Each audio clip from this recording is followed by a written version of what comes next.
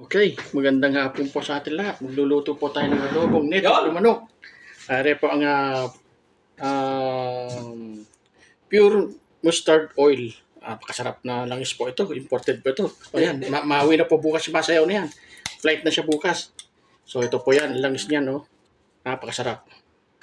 Yan, start na po tayo. Lalagay tayo ng mantika muna ng konti. Sasangkutsain muna natin. Ayan. Ganito po sa Saudi. Ang mantika, napakasarap na mantika, pure. And then, syempre, ito naman ang ating luya. Yan, luya, bawang, sibuyas. Sansakot siya para hindi siya malansa. So, ano po yung native na manok. Napakadami. Despedida po kasi ni George. Yon! George, halika. Flight niya po bukas. Anong kasang flight mo? 6:20 p.m. 6:20 p.m. Siya nangangambay Pilipinas sa pangalang kasama. So, how many months? 4 months? 4 months vacation. 4 months vacation. So, pakuan sa bukas. So, ito, pinapaluto niya pa rin native na manok ko. Native. Dami. So, bawal magluto po dito pero nakakagawa ng problema siyempre.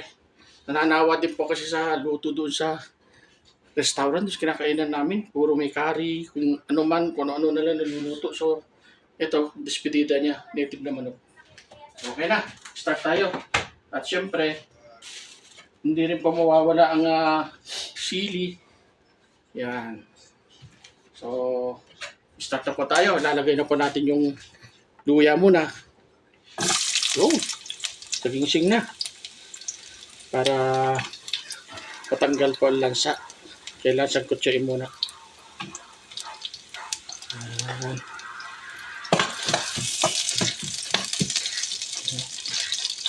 Ayan po siya. So, ayan. O, ayan po.